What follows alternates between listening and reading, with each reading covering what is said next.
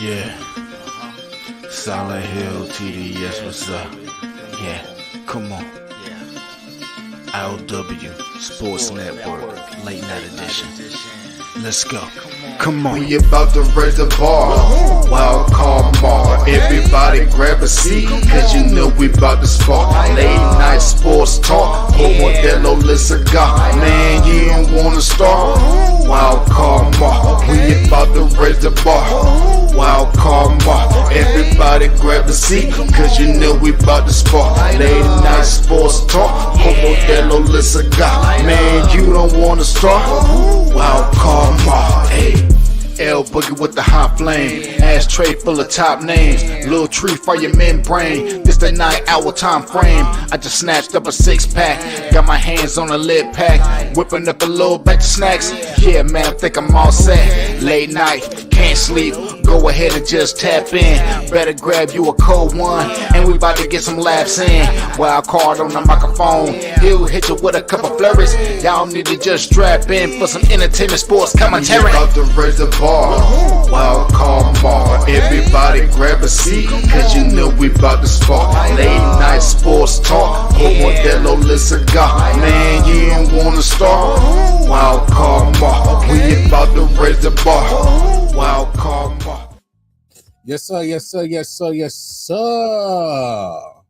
What is going on? What is going on? What is going on? Hey, boy, Wild Card Bar is back in the building. Thank you for watching, subscribing. The support over at I.O.W. Sports Network. Yeah, man. How did y'all like that debate tonight?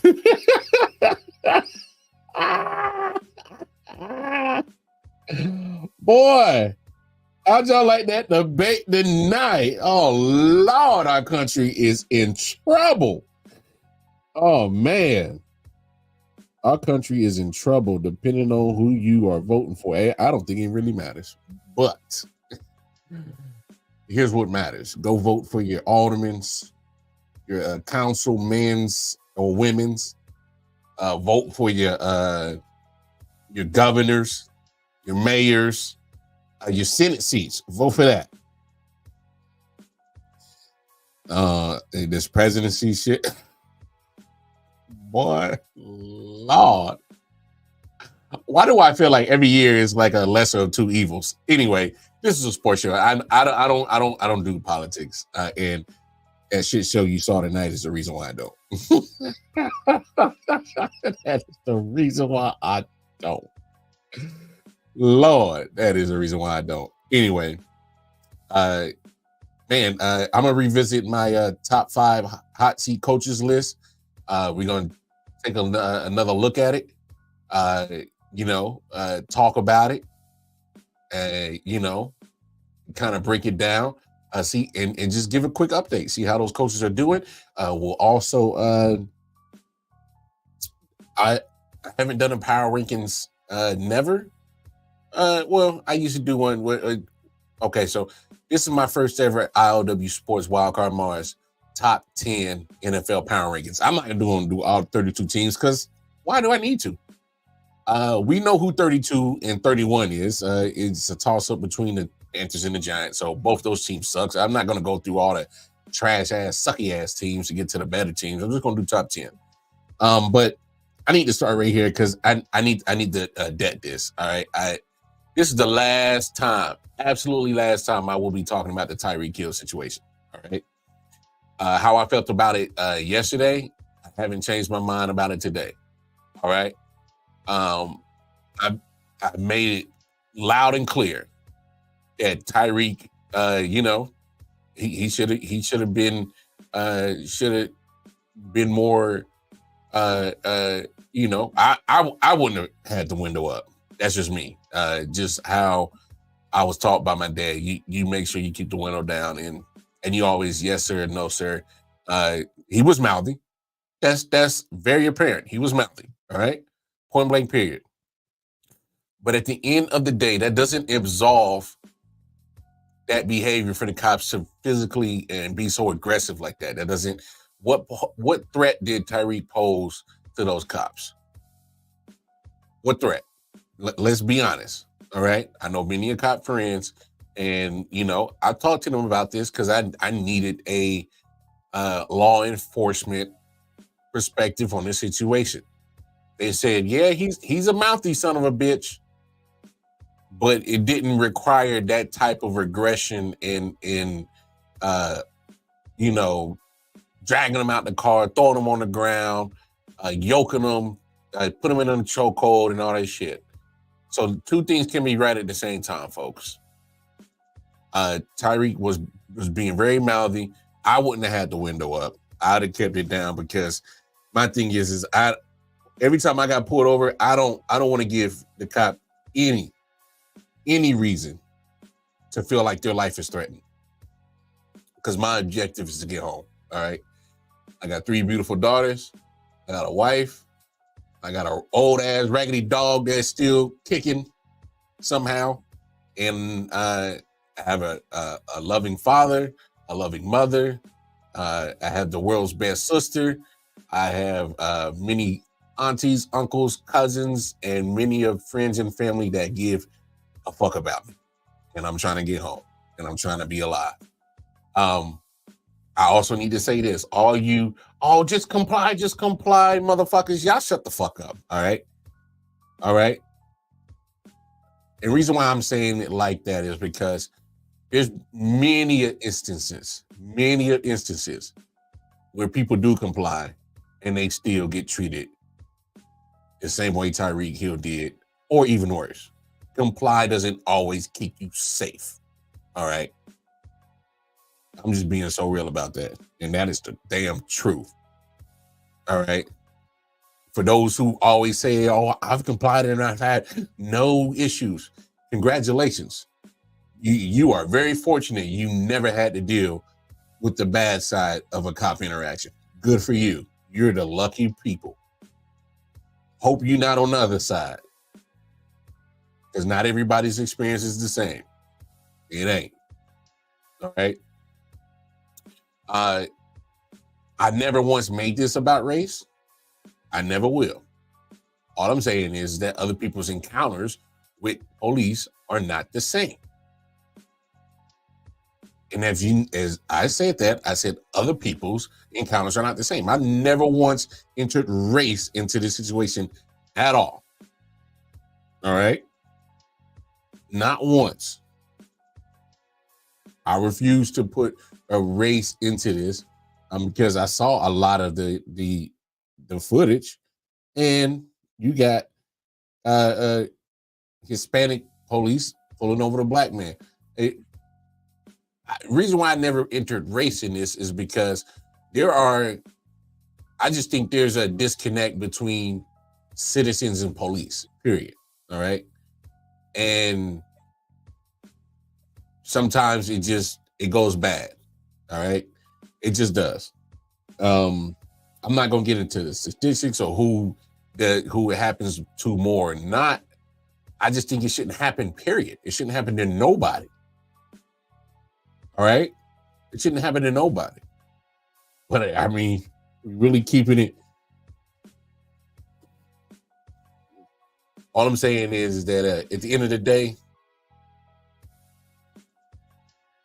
me personally, I'm doing my best to not be in those type of situations. And I've had some bad encounters with police, complied. Still didn't save me from having my face put on the hood of the car. Handcuffs on me. Still ain't stopped that. So that's why you comply, always comply people. Yeah, okay. Comply don't always keep you safe. Point blank, period. I also feel like just as a country, shit like this always divides us, and it's crazy. And I hate that this situation with Tyreek is overshadowing the actual people, the everyday citizens who might not make it back or getting beat up by police. Tyreek's situation is overshadowing some real injustices that is happening in America. Just saying. but I'm just, it's gonna be my last time talking about it because I think it's enough divisiveness in America. Tyreek was being a shithead, but at the end of the day, it doesn't absolve the police for behaving like that. Police are they're supposed to be trained to de-escalate. There was no de-escalation at all used in that situation. I don't care what nobody said. Can't convince me otherwise. Because those same law enforcement people that I talked to, they said I wouldn't have gone that far with how they did that. Because they agreed with me. Tyreek Hill did not pose any threat to them or their lives. I can understand if the police felt like, oh, this guy has a weapon, a knife, a gun, or something. My life is in danger. I understand getting to that elevated level of aggression. I truly understand that. This dude is 5'6", 5'7", 5'8", $175 soaking wet. All them dudes was 6'3" and 220 plus. Ain't no threat to you. Tyreek wasn't no threat to you. Not at all. Tyreek look.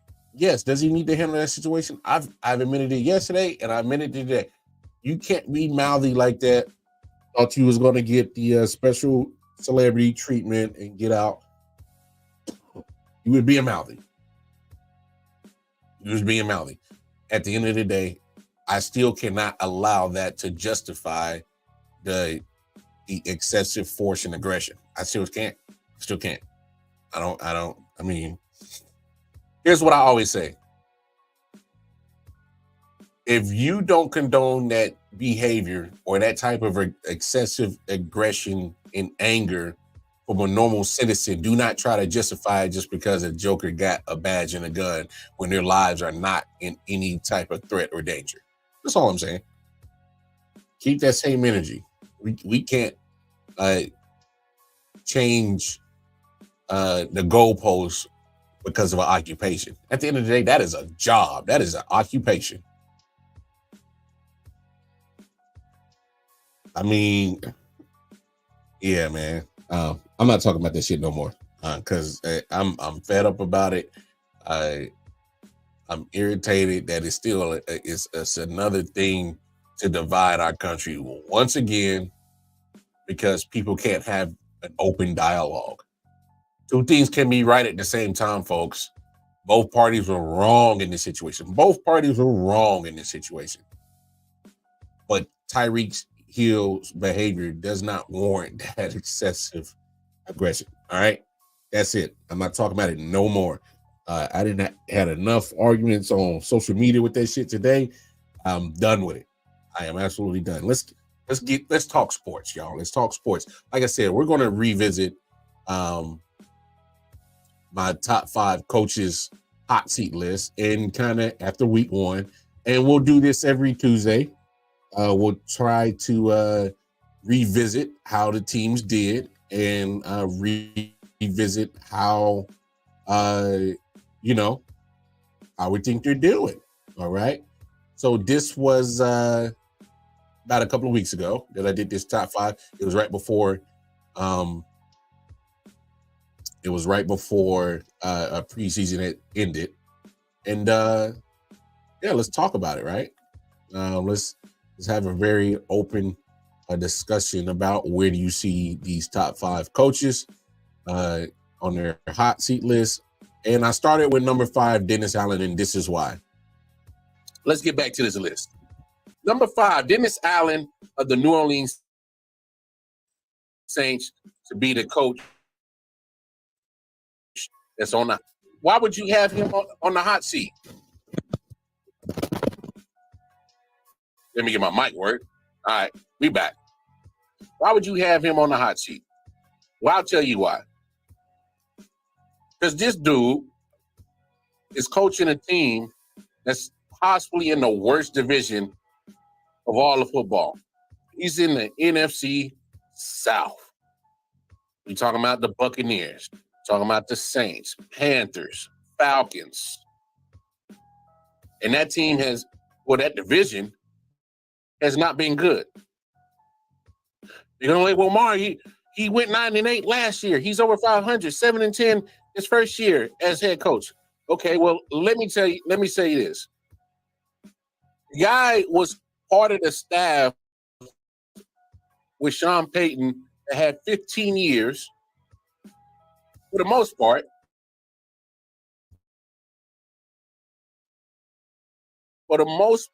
they had some down at 7 and couple of 7-9 seasons in there. They got they're getting double-digit wins. My man Italy Jet, shout out my man Italy Jet. Y'all tap in with his content. Happy birthday, my brother. The reason why I got Dennis Allen as number 5 is because I know it's only 2 years. Your defense is legit. Y'all make the moves to get defense, but here's the problem, y'all. I don't know what's up with your offense. Can't find a quarterback. Don't sit here and try to sell me that Derek Carr is the quarterback that's going to get y'all to winning the division. He should. He should. Line up that division. Bryce Young, second year. He's on a bad team. Horrible team. Panthers are trash. Yeah, they are. That offensive line couldn't protect nothing. Talking about Swiss cheese? That's what that offensive line looks like. I don't know why you can't sweep them. It's funny I said that because the Panthers' offensive line is still trash. They still bad, man. They still bad. So right there, I had Dennis Allen, number 5, New Orleans on my top 5 hot seat list. So how is he doing after week 1? If you ask me, hey, you put up a lot of points. Good for you. Your defense showed up. They showed a lot of promise. They dominated. They did. And you did all that against the Carolina Panthers. Whoop-de-freaking-do. Beating the Panthers does not save your job, sir. In my opinion, are you still in the hot seat? You damn right you are. You damn right you are. You are still on the hot seat. But I'll give you the credit. You started off this season 1-0. You get the division win, which is always great to do. You got to win in your division. Good for you. But how long is it going to last? You got a true test this upcoming week.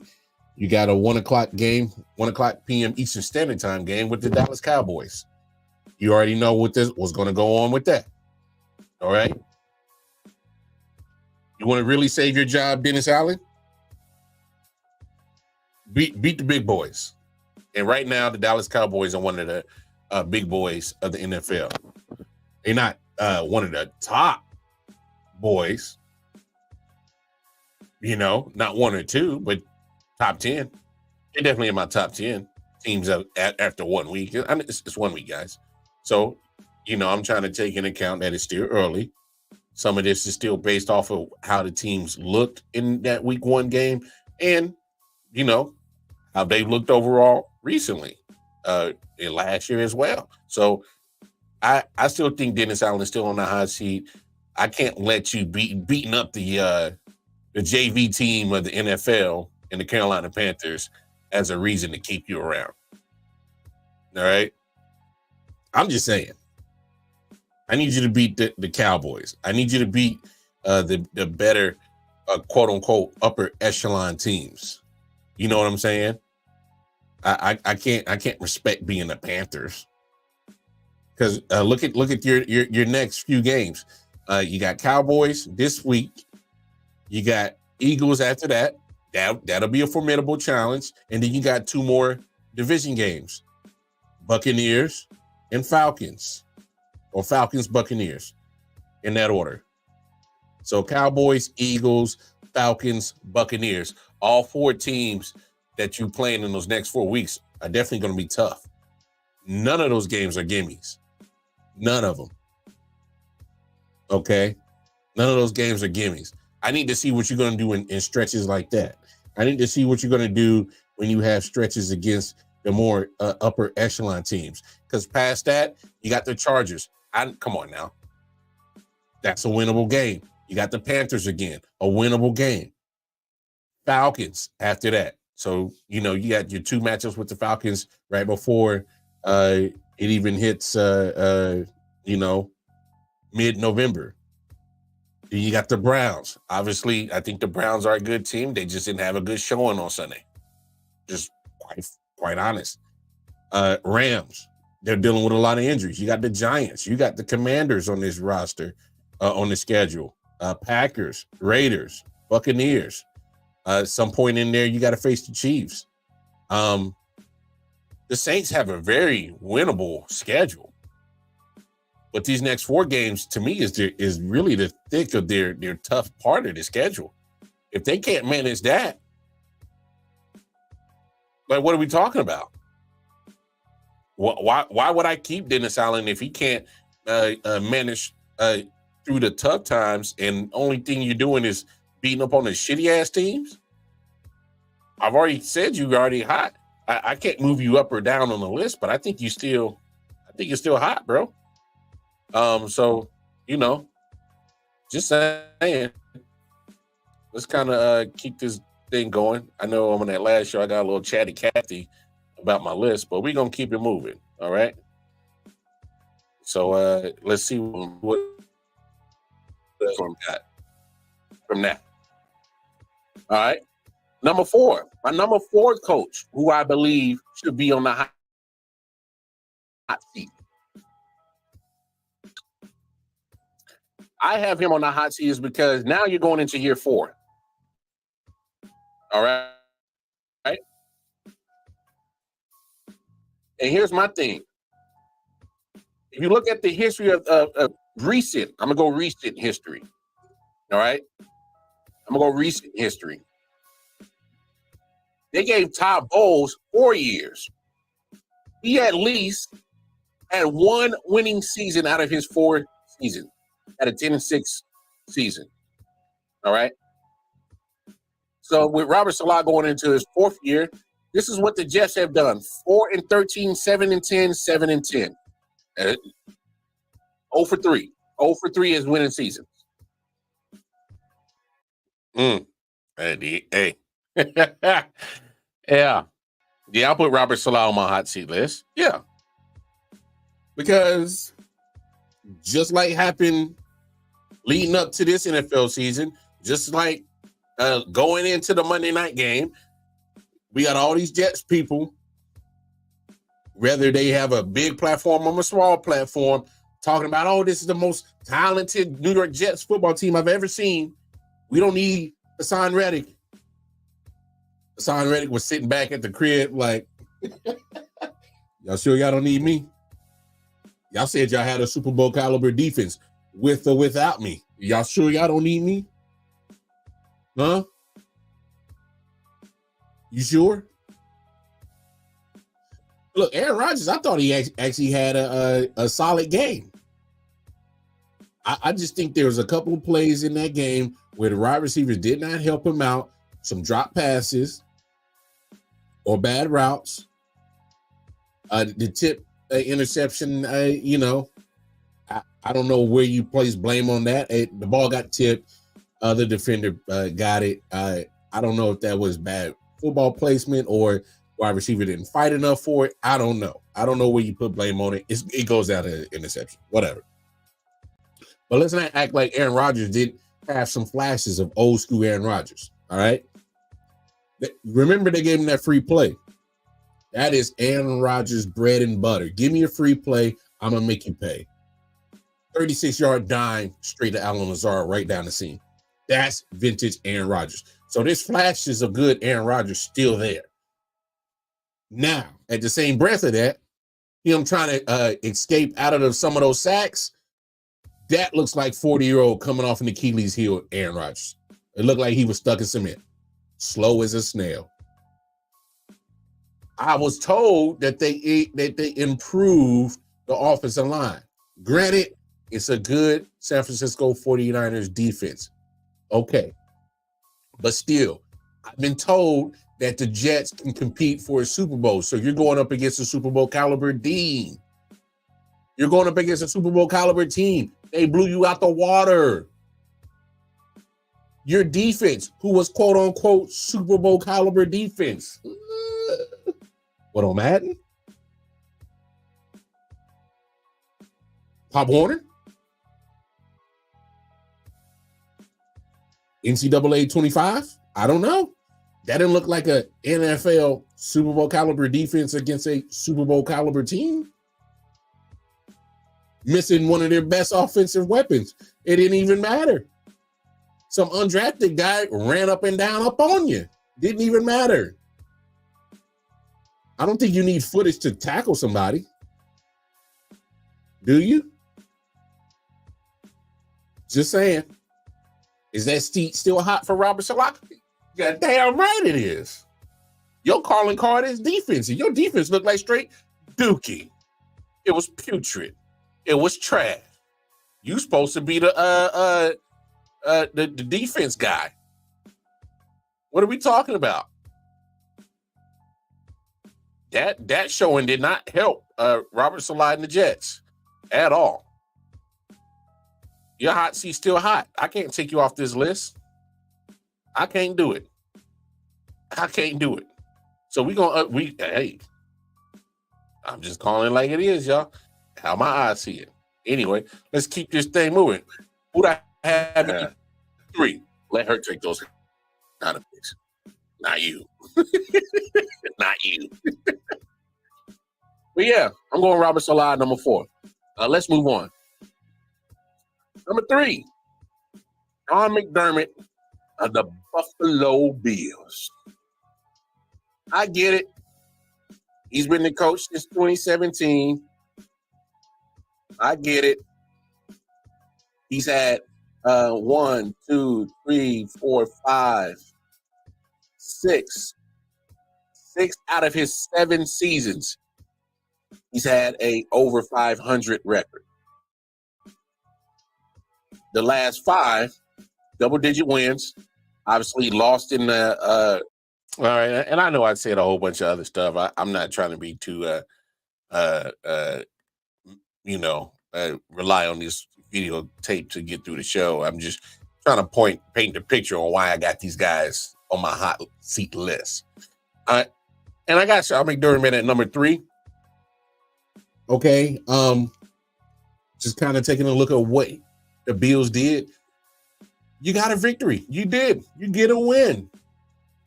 Yeah. But if I dock Dennis Allen for beating the Panthers, I gotta dock you for beating the Cardinals. And which, by the way, the Cardinals had a majority of the lead in this game. And it literally took a Herculean Superman performance from Josh Allen to win that game. It did. I can't take him off the list. If anything, I could probably move him closer to 5, but he's still on the list. I can't reward a guy for beating up on one of the most lousiest teams in the NFL. Now, granted, I saw Arizona put up a fight. I've said it before. I'll say it again. Arizona is a crappy, scrappy team. They're scrappy. They're still crappy. For some reason, you give Marvin Harrison Jr.'s, I think, 3 targets. Huh?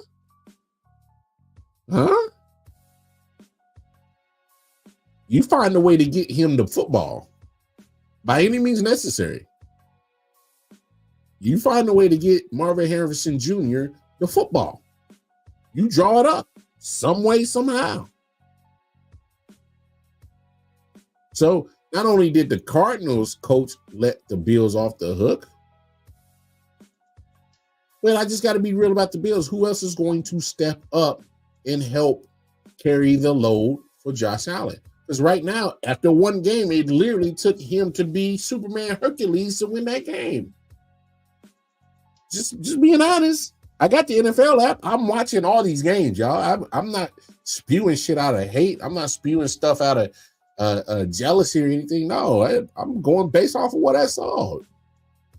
The Bills did not look good. Defense is old.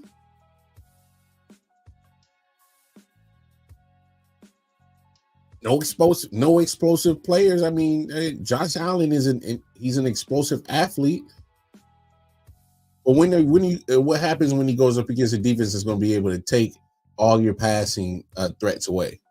They're not scared of your tight ends. They can cover them. They cover that very pedestrian wide receiver room you got. What is Josh Allen going to be durable enough to play all 17 games, being Superman, being Clark Kent, being Hercules? You're gonna need games like that from that dude 17 more times or 16 more times for the rest of the season. Is he gonna be able to hold up? Matter of fact, I heard he did get hurt. Finished the rest of the game, but now he got a quick turnaround. He got a Thursday night game. Are you gonna rest him? No, that would be silly. He's your best chance to win. You sit him, you have zero chance to win. This man might not make it through the whole season because he's gonna get beat up because he's gonna throw his body around, doing them rushes. Oh, my big body could take the bruising and the hitting. No, that shit adds up. Go ask Cam Newton how all them hits add up to a big body. They may not look like it don't hurt, but damn it, they add the hell up. Taking abuse after abuse after abuse. You don't add up. Excuse me. Ugh.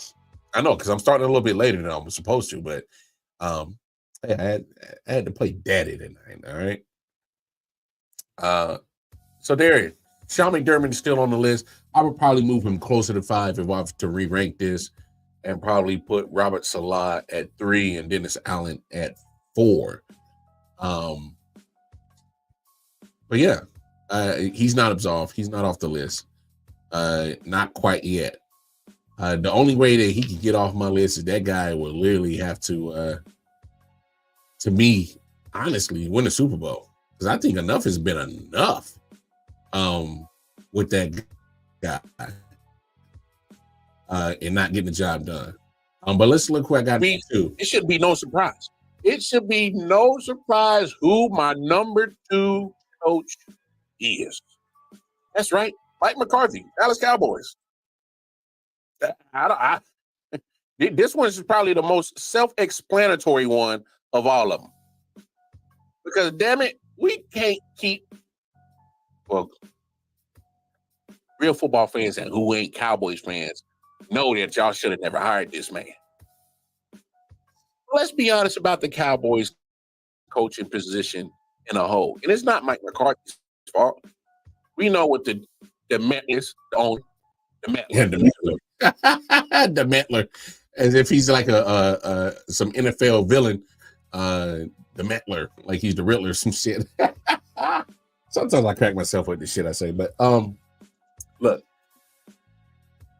I think it's fair after week 1 that if I was to re-rank this, I would probably move those names down. Mike McCarthy would probably go to 5. Sean McDermott will go 4. Dennis Allen 3, and Robert Salah 2.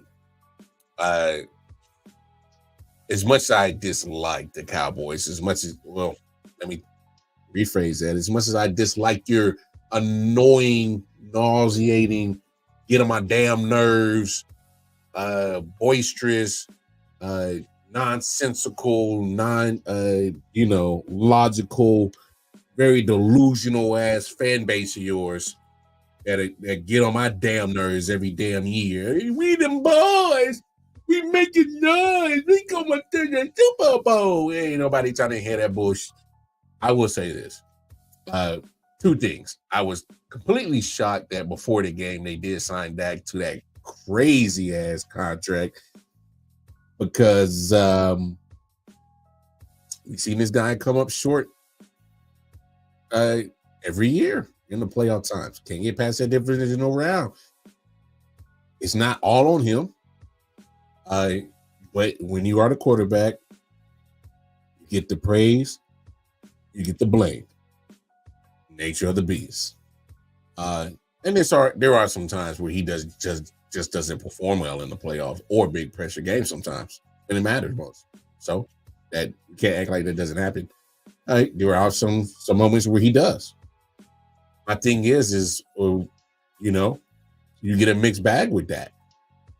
There's going to be some times where he looks elite, and there's sometimes he looks very pedestrian. I just think that's the fact. I just really think it is. But I will absolve Mike McCarthy right now. Is he still on the list? Yeah. But I will put him at 5 to rearrange it just because that was an impressive win over a team that plays great defense at home more than they do on the road. And I just think that's fair because the expectations for the Cowboys is not just to get to the playoffs, it's to get to the NFC Championship, it's to get to Super Bowls. And with Mike McCarthy, he can't get past the second round. I'm not making that up. I mean, you guys got 2 eyes. You guys got Google. You can see how far they have gone under Mike McCarthy, where they're having some of the best defenses when Dan Quinn was there as a DC, when they're having some of the best offensive putouts, scoring wise and yardage wise, year in and year out, regardless of whoever their offensive coordinator is, whether it was Kellen Moore or whoever it is now. So we can't act like that the Cowboys have been living up to expectations since Mike McCarthy has been there. No, they haven't. All right. I can't take them off this list. I can move them closer to 5 because, yeah, I would. I just have to. And honestly, I won't play the clip, but I had Nick Sirianni, my number 1. Here's the thing with Nick Sirianni. I don't know if Jalen Hurts was trying to get this man fired, because that man should have had a shit ton of interceptions against the Packers down in Brazil. Should have had a shit ton. I don't know what he was thinking of some of those throws. I was like, damn, is this man is he selling? Is he trying to get Sirianni fired? I'm just saying, it kind of seemed that way because your man was just doing some wild stuff with all the interceptions, and I thought this was wild, bro. I'm like, damn, Jalen Hurts, like, what are you doing, bro? Like, you are out of control right now. I didn't understand some of those throws that Jalen Hurts was doing. That's what I'm saying. Like, was this man selling? Like, golly. I mean, if so, then by all means. Then you must not really like Sirianni. If that's the case, by all means, do what you got to do. But I'm still keeping Sirianni at my 1. Let them boys don't make the playoffs. Matter of fact, let that defense keep performing like they did in week 1. They ain't got to worry about nothing. They'll be cleaning out your locker by the end of the season because that defense was looking, whoa, Swiss cheese, baby. Swiss cheese. I was told that the Eagles had addressed their secondary issues. I was told by many of football, quote unquote, experts that, hey, man, we made these certain moves to pick up this guy, draft that guy. You're going to see a new, improved secondary on this Eagles defense. Okay. Didn't look like it. Y'all boys couldn't do nothing. With oh, man, what was that Packers wide receiver? He kept torching y'all. He was killing y'all. I gotta look it up. He was absolutely torching that secondary. I mean, it could do no wrong. Obviously couldn't. I mean, my goodness. I gotta find his name. Jayden Reed. Yeah, there it is. Jayden Reed torching y'all. absolutely killing y'all. And then there was a point in time in the game where they had Josh Jacobs under wraps, but he was starting to get off. I know he finished with 16 carries, 84 yards. That's still almost 5.5 yards a clip. So there was a point in time when Josh Jacobs was starting to grow. So what was supposed to be your calling card and be your better side of the football was the defensive side. You still got some flaws up there on that joint. I don't think you can stop anybody on the back end. That secondary is still dookie. I don't care who y'all brought in as free agents and drafted. They ain't helped y'all in Brazil. They didn't help y'all at all in Brazil. Just saying. You know, Saquon has a wonderful debut. Boy, Giants fans, y'all got to be kicking yourselves in the ass watching that shit. They got to make you sick to your stomach, I bet. Well, no, blame your management. Blame them. And they let him test free agency. I don't understand that. How do you even let Saquon Barkley test free agency? You know what the talent he possesses. You know what he can do to aid your quarterback, whatever he is. I mean, we saw the numbers with Saquon by his side. We just saw a small sample size on what he looks like without Saquon. Woo! Ugh. Like pushing teeth. Ugh. Like that's disgusting. Ugh. So I give Nick Sirianni still number one on my hot seat. He's got to win the NFC Championship and make it to the Super Bowl. I just think so. You had that bad collapse last year. That was not conducive to help keeping your job. Just saying, pimp. Better take care of business, especially over the next few weeks. You got yourself a little tough situation for the next few weeks. Got to be on your 8 game. All right.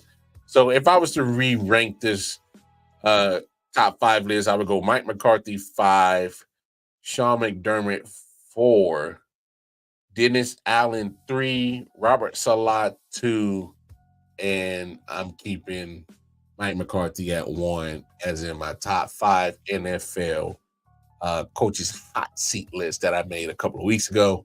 You want the full episode, just go over to I.O.W Sports Network YouTube channel and check that out. But here we are, yo. My power 10, my top 10 power rankings for NFL after a week on 1. Number 10. Look, I know the Ravens lost. I know they lost. But man, what a magician Lamar Jackson is, the way he gets out of certain sacks, certain bad predicaments and things like that. Got the Ravens at 10. Offense, they got to get it together. Offensive line was a little bit shaky. Bearing that it was also Chris Jones was wreaking havoc in that game. They couldn't block him. He was unblockable, literally. Ravens hung in tough with one of the top teams in the NFL. Could have won it had your big toe been just a little bit smaller. Internet is wild. I saw somebody drop the meme said if they had Deion Sanders' toes, they would have stayed in bounds. I guess. Hey, I'm telling y'all, look up the picture of prime time Deion Sanders' foot right now after it's got amputated, and tell me that wouldn't make you laugh. I'm not making fun of Deion's situation. I'm just talking about the internet is wild for them to make that comparison. So I got the Ravens at 10. Oh, that's funny. Number 9. Nueve. Pittsburgh Steelers. how should I put this? The Pittsburgh Steelers are still trying to find their quarterback. So obviously, Justin Fields played against Atlanta. A quote unquote calf strain with Russ. And he's probably going to be I know, right? Shout out to my man Omar. Y'all tap in with Ball and Buzz Sports and Entertainment. So it looks like they're going to start preparing for Justin Fields to start. Here's my thing. Just go ahead and make Justin Fields the starter. If he's already played week 1, probably he's going to play week 2. Make him the starter. Make Russ your backup and just kill any type of noise and just make it clear that, hey, Justin will be the starter. Russ will be the backup. Further notice, if I have to move, swap, then do that. Because let's be honest. First of all, Justin is on his rookie deal. You're not paying him out the wazoo. Although you still have to figure out if you're going to pick up that 5th-year option sooner or later. And of course, because all the money that was thrown away by the different Broncos and it was guaranteed money still left on the table, Russell Wilson signed a very frugal deal with the Pittsburgh Steelers. So having him on the bench doesn't hurt you, even cap-wise. It doesn't. I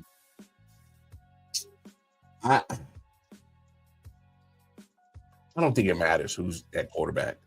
I think it don't. My only drawback to the Pittsburgh Steelers is, are you going to be able to score enough points? I'm just being honest. Because fact of the matter is, you got George Pickens. He's your number 1 receiver. He's probably pretty much your only receiver. I'm just being honest. Y'all go look at the roster. You gonna tell me if there's a receiving threat that scares you. I'll wait. Najee Harris, I like the fella because I love his personality. He has a very infectious type of personality. But my goodness, I don't know if his vision is bad or the O-line is bad. I don't know who's to blame for this in Pittsburgh. Because the O-line is, it's all right. And my expectations for, for Najee is like at some point in time, bro, like you should be talked about like you at least top 10. I don't know if I can put him in my top 10 running back list right now. I'm just being honest. I don't know. I mean, y'all can correct me if I'm wrong. If you're feeling different, definitely jump in the comments and let me know. I just think Najee Harris in that offense is very limited. There's not a lot going on explosiveness. There's not enough dynamic playmakers on that offense. And your O-line is average at best. It's not a great offensive line. It's okay. We'll keep an eye on them. They're all right. They're boring. But the reason why they're on my list is that damn defense, boy. Boy, TJ Watt is still a fucking problem, bro. Single-handedly probably won that game for Pittsburgh against Atlanta. I mean, I know it wasn't all him. It's a team effort, but good Lord. Was all over that damn team.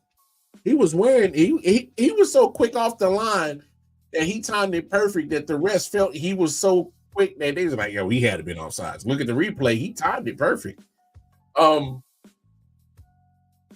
Great player, man. We can't forget that they still got other great players on that team, like Cam Haywood, Alex Hightower. Hell, they got one of the better safeties than Mika Fitzpatrick back there. But for me, it all starts and ends with TJ Watt. If he stays healthy, man, shit. Pittsburgh Steelers might move up on this list, but you got to find some offense. Number 8, Eagles. I got the Eagles there. definitely give Saquon Barkley his flowers. He showed up. He showed out. Couple of players on the offensive side. Saquon Barkley obviously did his thing. AJ Brown, man, killing that Packers secondary. Devontae Smith chipped in. Dallas Goedert had a couple of catches. I just need Ben Hurts to play football, free, lose.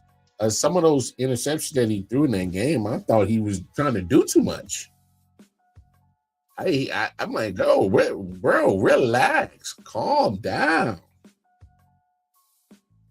But I got the Eagles at 8. And the only knock I got against him is, damn it, that if your secondary can't stop nothing, you're gonna be in shootouts all week. And you can't keep relying on outside sources or just to derail what you got going on. I just gotta get better. Gotta get better on that secondary. Goodness gracious. If you think Jayden Reed cooked you, wait till you go up against these other teams that got and low key, the Packers actually do got a great wide receiver room, but you don't want to be playing these other teams. You don't want to be playing the Texans or the Chiefs with a pissing ass secondary. Turn your ass to grilled cheese, Swiss cheese, boys. Just saying. Where am I at? Number 7. I almost had the Eagles there in this team swap, but I went ahead and put the Buccaneers, Tampa Bay Buccaneers, at number 7. I think we owe Baker Mayfield an apology. Nope. I am not going to apologize to Baker. Nope. Let me rephrase that. Cleveland Browns, you owe Baker Mayfield an apology. Yes, you, not me. I ain't owing him nothing. I'm waiting for the other shoe to drop on Baker Mayfield. He can't put 2 consecutive seasons of good football together back to back. I'm waiting for the collapse to happen, but as of right now, he did look good on Sunday. And ever since he's left Cleveland, he's looking better than the guy you replaced him for, Mr. Cosby. Deshaun Watson. So, yeah. Look at that contract again that you gave Deshaun. That's looking real crazier and silly as the day go by. And yet another allegation was added on to that. Whoop! You, Cleveland Browns, owe Baker Mayfield an apology. I ain't owing him shit. Not quite yet. But no, Baker did look good. He's having this great connection with Mike Evans. Mike Evans caught two touchdown passes. Still got some of those pieces over there on defense that are kind of left hanging on from that Super Bowl team. Obviously, Antoine Winfield Jr. isn't going nowhere. You definitely got him lurking in your secondary. Still got Levante David at linebacker. Still got Vita Vea up front. So you still got solid players still in place when it matters most, especially on their defense. So I got the Buccaneers at 7. Number 6, the Miami Dolphins. Yes, D-line looked a lot better. Great play by Holland to knock that ball out of Travis Etienne's arms as he was about to go in the end zone. That was a 14-point swing. Next play later, Tyreek does the bomb, the 80-yard bomb. So that was literally a 14-point swing thanks to that strip sack. Not strip sack, but stripping forced fumble of Travis Etienne. So I thought the Dolphins, slow start on offense. They pretty much used some explosive plays to kind of wake the whole stadium up and whatnot. But no, it looked the Dolphins look like they're going to be able not only compete in the AFC, but they got to prove that they can beat over 500 teams this year. Is what was one of their problems and things that they lacked last year. And that also goes for this next team, number 5, the Dolphins. Not the Dolphins, I'm tripping. The Cowboys. It's only me. Woo! The reason why I got the Cowboys here is because once you hear who I have at 4-3-2-1, they are not better than them. Just being honest. Yeah, that got paid and he gave you a pedestrian game. He said, yeah, this is what $60 million a year is going to get you. Pedestrian ass shit. Don't get me wrong, there was a couple of good throws that Dak had in there. The throw that he had for the touchdown for Brandon Cooks. A good read on the defense, and that did a great job of finishing that. Cool, bravo. But there were some times that that offense of the Cowboys stalled, was looking rusty, and just damn, this might bomb. So much pressure on the Cowboys to win this year, is it not? You got potentially players' foot is on their line. You got owners being crazy, talking reckless to the media, playing guess who I'm going to sign, trying to get everybody freaking out of who's going to be able to re-sign with the Cowboys. Man, it was CeeDee Lamb, some Brisket, Nate, and some what's his name? Michael Parsons. So three of them dudes wanted some checks. 2 of them got it. Shout out to my man Omar. He said that he would pay all 3. It looks like Jerry might end up paying all 3. I was shocked by that contract. I can't even lie. I was 100% shocked about that contract. Who do we go to? Number 4. Yep. The Cowboys cannot beat this team. It's Detroit Lions. Man, they look good.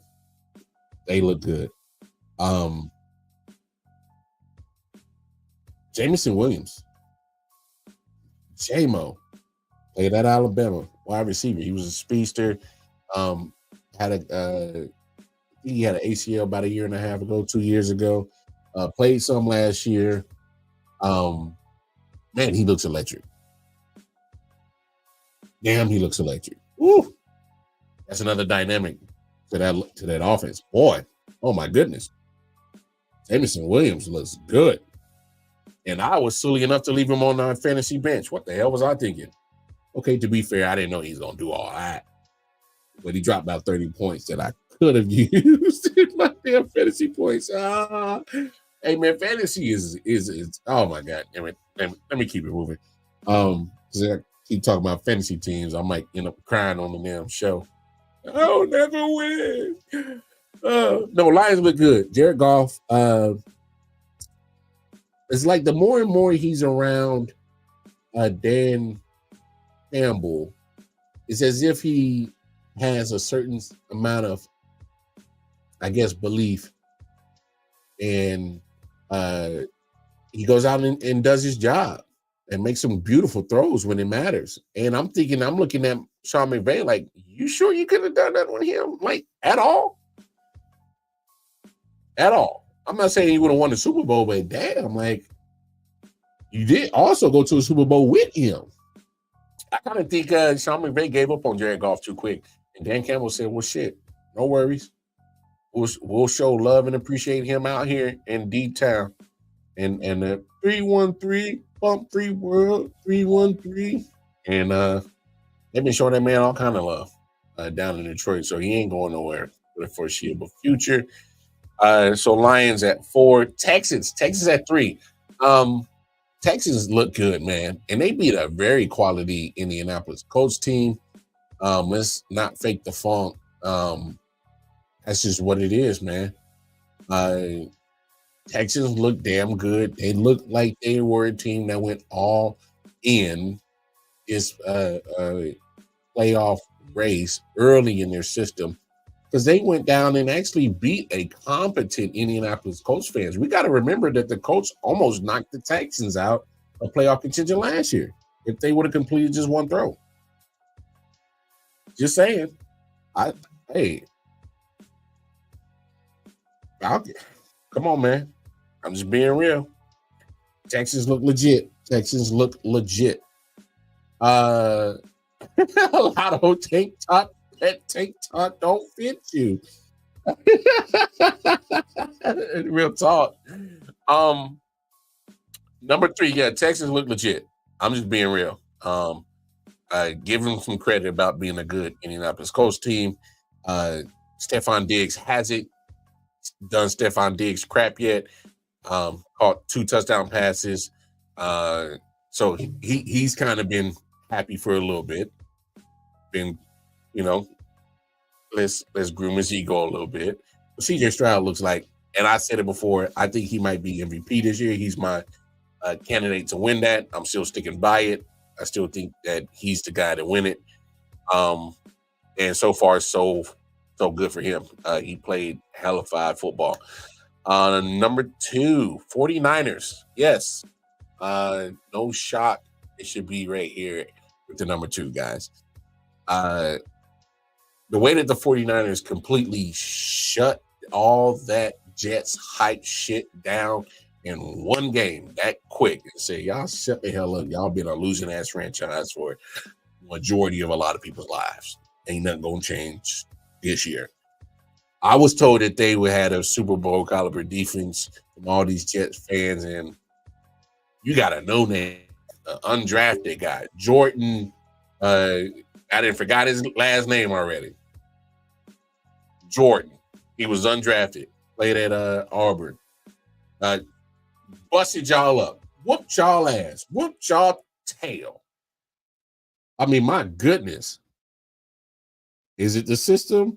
I mean, because it may be. Y'all remember when Mike Shanahan, when he was down in Denver, you had all types of running backs just come in and burst onto the scene because the system used to fit certain people.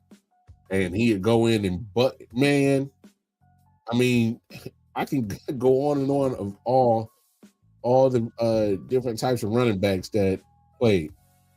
Yeah, Jordan Mason. Sorry, my fault. Yeah, thank you.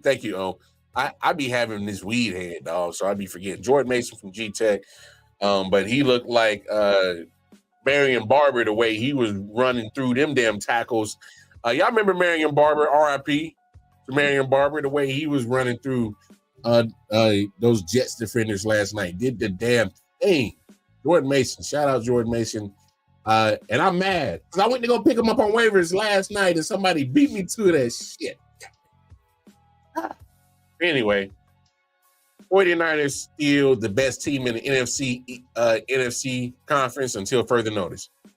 I thought they was going to look rusty because they had a couple of players not go through training camp. I thought Brandon I.O.W was going to get rusty. He had a little rust, had a couple of passes that he normally would have caught, and they went right through his bread basket. I thought Trent Williams was going to be rusty. He just signed his deal and finally got into camp about a week ago, maybe, and he played just about every offensive snap. So I guess he was working out at the crib because he was in good shape. You don't be a left tackle out of shape and play all those snaps. So he did his thing. So we do this every year. We look for another NFC contender that is going to try to take the crown for the 49ers, and I'm having a hard time believing that any team in the NFC can take a beating and also dish it in the way that he can. So just saying, 49ers are still the dogs, still the champs, still the measuring stick for the NFC. And of course, number 1, this is not biasy. Come on, I keeps it real. All right. If my team was playing like trash, they would be a little bit lower in this list. When they go out, win back-to-back Super Bowls, and they look flawless, okay, I'm capping right there. Call myself. All right. They didn't look flawless. I will say this: they look more fluid than any other team in the NFL. But here's the thing: I think that there is a lack of killer instinct in Andy Reid. He refuses to put people in teams away. Refuses to. It drives me crazy. Thank you, Andy Reid, for what you've done for me. It's been hell. Hell is kind of ride. We had many ups and downs being a Chiefs fan with this team, seeing them do so much positivity things in the community, blah, blah, blah, blah, blah, blah, blah. It all sounds good, but damn it, stop bullshitting and put your foot on cats' throats and squeeze.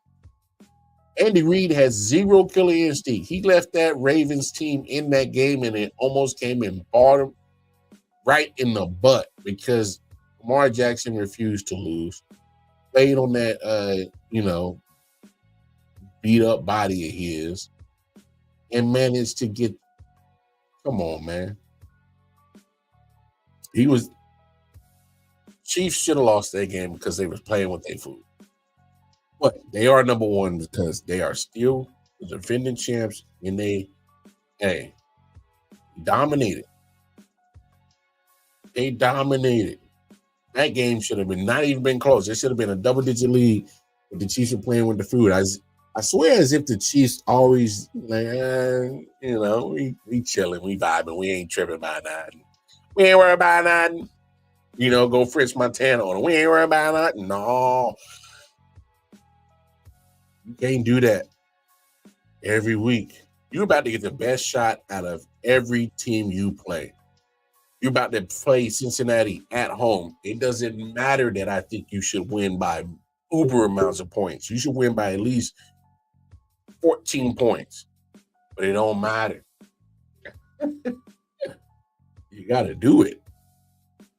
And if you think that them Bengals, who came off an embarrassing loss to the Patriots at home, don't even know who your quarterback's what's up with his wrist.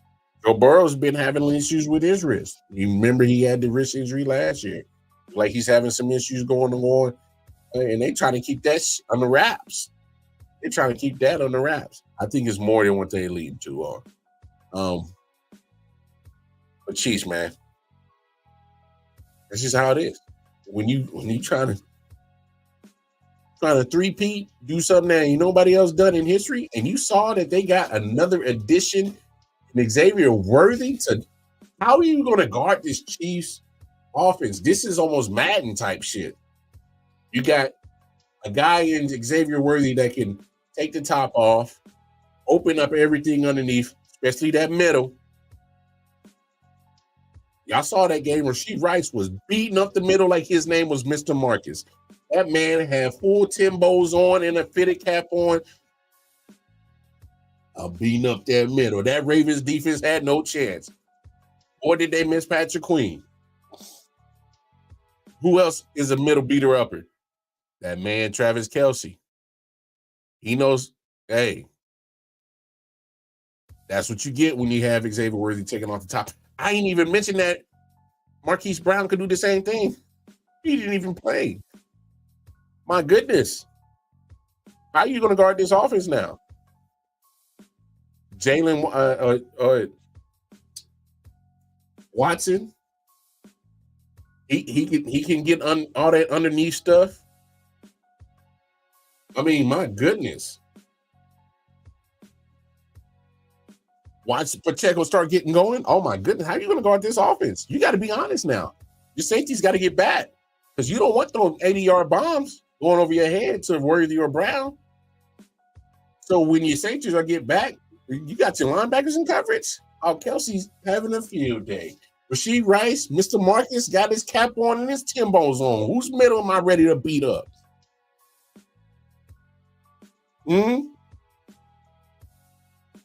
Come on. Just re-signed your backup tight end, Noah Gray. He's going to get more acclimated to this offense. How do you beat this Chiefs? Y'all saw how Chris Jones was wreaking havoc. He was damn near in the backfield. He probably knew the damn play before it. Oh yeah, counter, I'm right there. Sweep, I'm right there. Draw, I'm right there. He was all over the place. Leo Chanel was all over the place. Chiefs defense.